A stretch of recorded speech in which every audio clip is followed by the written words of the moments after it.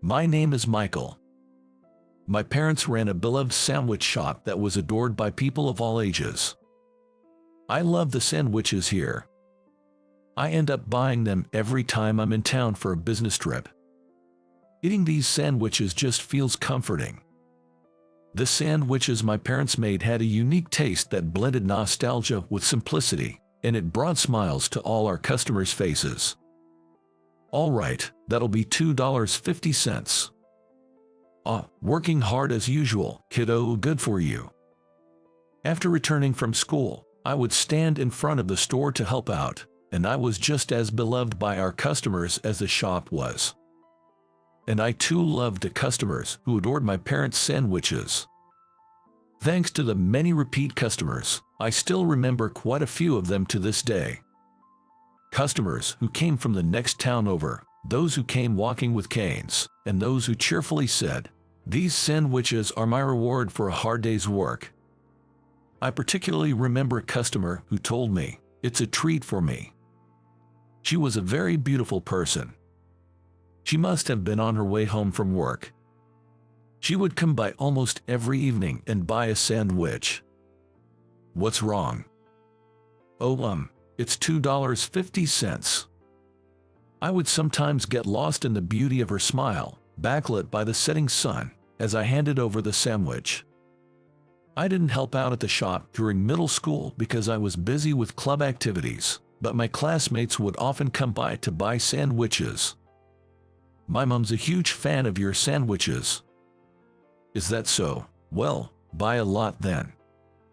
My parents' sandwiches weren't just delicious. They connected me with many different people who came to buy them. So, when my sister, Sarah, was born during my second year of middle school, making me the eldest son, I was determined. "Dad, I'll take over the sandwich shop one day." "Really?" "Yeah, the shop is loved by everyone, but I probably love it the most." "Michael, you say such heartwarming things." Dad would ruffle my hair with his big hands. "Come on, I'm the big brother now, so if you're going to pat someone, it should be Sarah." I tried to escape from his hand, but seeing my dad smiling so happily made me feel a bit ticklish too. However, tragedy struck unexpectedly one day. It was when I was in my third year of high school and Sarah was 5 years old. "I'm hungry. Dad and Mom are taking quite a while to come back." That day, my parents had gone to the next town to buy ingredients for the sandwiches, but they hadn't returned even as the day turned to evening. Then, the phone rang. "Hello. This is the Brown residence, right? This is the police." "The police." I was informed that my parents had been in a car accident, and I quickly called a taxi, carrying Sarah with me to the hospital. But no way. What awaited us were my parents, who had already passed away. By the time we arrived at the hospital, it seemed there was nothing that could be done. "Michael, why won't Mommy and Daddy wake up?" "I don't know why, I just don't know." "Michael."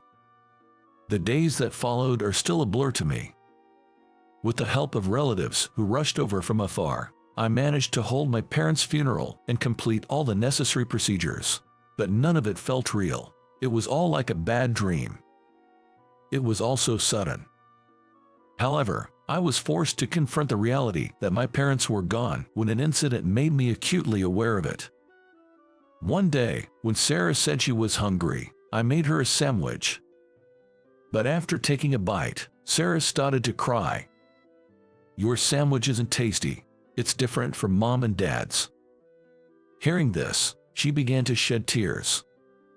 Sarah, still so young, didn't fully understand the death of our parents. But at that moment, I think she realized that Mom and Dad were no longer with us. "Mommy, Daddy." I hugged Sarah as she started to cry.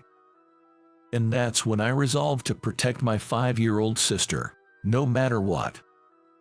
I had a desire to take over the shop. But Dad had plans for me to go to college, so he probably thought that me taking over the shop was still a long way off. He hadn't taught me anything about running the business or how to make the sandwiches. In such a state, it wasn't realistic to manage the sandwich shop alone while raising 5-year-old Sarah. So, I decided to find a job right after high school. Now, everything depended on my earnings. So, I worked desperately. Being surrounded by college graduates, I felt the need to work 3 times as hard to earn their recognition. However, sorry, I need to leave early. Children often become ill. It wasn't just once or twice that I had to leave work early because the daycare called to say Sarah needed to be picked up. That's why I worked furiously, trying to make up for the inconvenience I caused at work. Then one day, "Michael, you look a bit pale, are you okay?"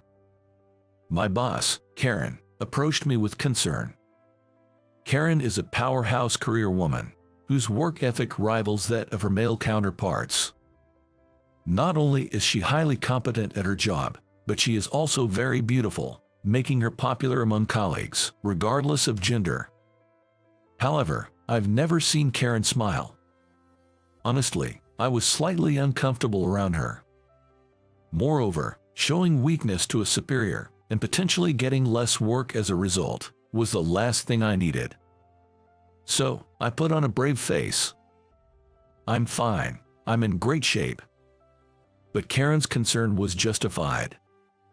In truth, I was only getting about 2 hours of sleep each night. The reason was my sister, Sarah. Sarah had become unstable and often cried after losing our parents. To avoid making her sad, I would go straight to daycare after work every day. I would spend all my time with Sarah until she went to sleep. And then, I had to catch up on all the housework after she had fallen asleep, which meant I went to bed late at night. It was only natural that such days would take their toll on my body. Michael. Ironically, right after I had acted tough, I collapsed, powerless. Of course, I tried to get up immediately, but my legs wouldn't support me. Instead, my vision began to darken. Karen's unusually panicked voice shouting, "Call an ambulance," was all I could hear. When I woke up, I was in a hospital bed. The cause of my collapse was overwork. It seemed I would need to be hospitalized for a while. The doctor even warned me, saying, "If you push yourself any harder, it could be fatal," leaving me with nothing to do but hold my head in my hands. The biggest problem was what to do about Sarah during my hospital stay. I had no relatives nearby to rely on, and the daycare couldn't keep her for 24 hours. As I worriedly watched Sarah, who was dozing off beside my bed, a visitor came. "Karen, I was shocked when you suddenly collapsed. You must have been pushing yourself too hard." Karen approached with the sound of her heels clicking. "I'm sorry for causing you trouble. Don't worry about work. We can manage without you for a while. Right now, you need to focus on recovering." Karen stopped mid-sentence. When she widened her eyes in surprise, I wondered what had caught her off guard. "I was so shocked to learn that you had a child," she said, looking at Sarah, which made me burst out laughing. "Sarah is my sister." "Your sister? Oh right, of course." Karen blushed slightly and coughed as if to cover it up. This was a side of her not often seen at the office. "But it's already evening. Will your parents be coming to pick up Sarah soon?" "Actually, I don't have parents anymore." "What?" I shared with Karen. "Our parents had died in a car accident. I'm currently taking care of Sarah by myself, but my hospitalization has left me struggling to find someone to care for her." Hearing this, Karen let out a sigh. I was taken aback. "I'm sorry, my family issues shouldn't be your concern, Karen." "That's not it." "What?" I sighed because I can't believe you kept such an important matter to yourself. If I had known about your situation, we could have made accommodations for you at work. "I'm sorry, I didn't want to show any weakness." No, Michael, you don't have to apologize. It's probably your fault for creating an environment where you felt you couldn't share. Karen sighed again, but this time it seemed to be directed at herself. After a moment of thought, she looked up and said, "I've decided. I'll take care of Sarah while you're in the hospital." "That's too much. I can't ask you to go to such lengths." "There's no need to be polite. I have a much younger brother, so despite how it might seem, I'm quite used to handling children." Karen then gently stroked the still sleeping Sarah's hair. Her eyes softened, perhaps reminded of her own brother when he was young. Just then, Sarah woke up. "Who are you?" "Sorry, did I wake you?" "No, it's okay." Sarah clung tightly to Karen's arm. Despite usually being shy around strangers, Sarah seemed comfortable with Karen. Karen looked at me as if to say, "See. It seems she really is experienced with handling children." "All right, I know I should refuse, but..." "It's settled then. I'll take good care of Sarah, so you just focus on getting better." "Okay, oh, but there are some things you should know about Sarah." "Like what?" "She can sleep without clutching a towel blanket, and in the morning, she'll only eat toast with chocolate spread. Also, it's hard to get her to wash her hands with soap." As I frantically explained everything about Sarah, Karen's eyes widened in surprise. Then she laughed. "You really are a wonderful brother." Karen's smile was so beautiful that I was momentarily captivated, but I snapped back to reality when she called my name, Michael. "It's nothing. Please take good care of Sarah, and if there's any trouble, feel free to contact me anytime." "All right, understood." Karen and I exchanged contact information. My hospital stay lasted 2 weeks, but Karen sent me photos of Sarah looking happy every day via texts, which greatly eased my mind. I truly couldn't thank Karen enough. I was wrong to have had a cold impression of her in the past. And on the day of my discharge, I bought a thank you gift and went to Karen's house to pick up Sarah. "Really, I can't thank you enough for everything. It seems like you were very kind to Sarah as well."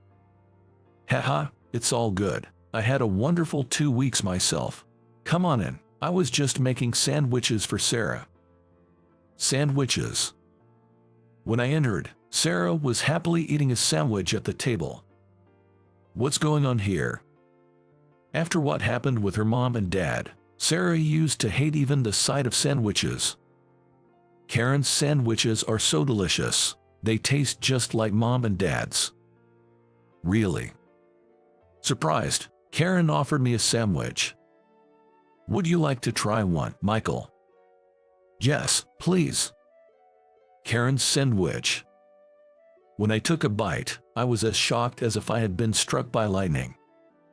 Of course, it was delicious, but this tastes just like my mom and dad's sandwiches. Just like Sarah said, Karen's sandwiches tasted remarkably like my parents'.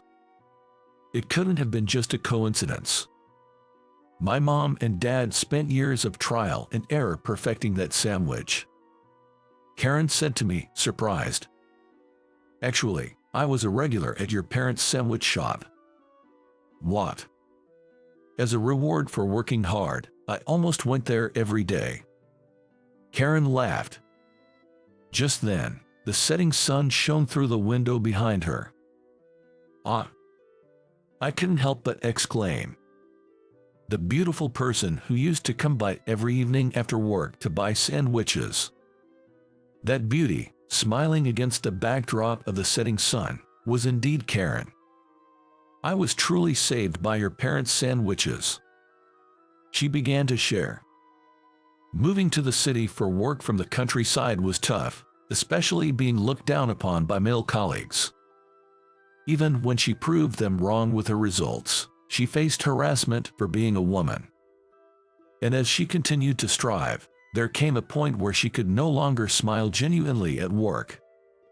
It was hard feeling like I was losing myself, but eating that sandwich, with its nostalgic and simple taste, I could relax and just be me again. Karen squinted nostalgically and then looked down at her sandwich. That's why I was really sad when that shop closed. My sandwich tastes like your parents because I tried so hard to recreate that taste myself. So that was it. I felt like I was going to cry. That my parents' sandwiches had saved Karen. And that Karen cherished my parents' sandwiches to such an extent. Hey, Michael, why did you close the shop? Karen's question made my heart ache. I couldn't replicate my parents' sandwich taste, and above all, it was impossible, managing the shop while taking care of Sarah and doing all the household chores alone. I can teach you how to make the sandwiches. What? I can help with taking care of Sarah and the household chores. Karen, what are you saying? I want you, Michael, to revive the sandwich shop. Karen said this with a steady gaze. But how can I possibly? As I averted my eyes from Karen's gaze, will he be able to make Mom and Dad's sandwiches? This time, Sarah looked up at me with hopeful eyes. Sarah. Her gaze reminded me. I remembered declaring I would take over the sandwich shop with enthusiasm when I became the big brother after Sarah was born. How my dad happily tousled my hair. Right, I really did want to take over my parents' shop. Are you really okay with this? In response to my words, Karen smiled and nodded. From that day, Karen started living with us, helping out with household chores. I spent my spare time working on reviving the shop. I fixed up the shop, which had been unused for a while, and reached out to all the contacts my parents had relied on for their support. Of course, I didn't forget to learn how to make sandwiches from Karen. Sandwiches became a daily presence on our dining table, and Sarah was happy about it. Come to think of it, Sarah has been stable lately, without any crying. I truly can't thank Karen enough. And then, 3 months later, thanks to careful planning and Karen's support, I was able to reopen the sandwich shop. It wasn't just Karen, who had been eagerly awaiting the reopening. Many of the customers who used to come by also returned right away. I was honestly anxious. Neither I nor even Karen could perfectly replicate the taste of my parents' sandwiches. That's why, when the same customers came back the next day saying, the sandwiches were delicious, the taste was so comforting. It brought tears to my eyes. Thank you for reopening the shop. We'll keep coming back. I was so moved I almost cried. Afterwards, the shop thrived. Since the sandwich shop alone was enough to support us, I quit my job. Sarah settled down completely, and I could focus solely on the shop. Seeing this, Karen said, well, the shop is on track now, so it's time for me to leave, and decided to move out. Then, wait, Karen. Sarah pulled on Karen's clothes, stopping her. Why are you leaving? Because my role here is done. That's right, Sarah. We can't depend on her forever. At my words, Sarah looked genuinely puzzled. I know how Karen used to look at you at the slightest moment and smile at you, Michael, and I know you used to do the same to Karen. Sarah's words were spot on. I had come to be attracted to Karen as we lived together and shared so much time. You two should get married. Motivated by Sarah's straightforward words, I found myself rushing to Karen, holding her hand as if to stop her from leaving. Karen, I want you to stay here forever. Surprised by my words, which were akin to a proposal, Karen responded, yes, if you're okay with me. She smiled that beautiful smile I loved and nodded. The bond that my parents' sandwiches had forged. I'll cherish it forever. After that, Karen and I got married. Now, as a couple, we're running the thriving sandwich shop. Haha, welcome. Of course, with Sarah's help too.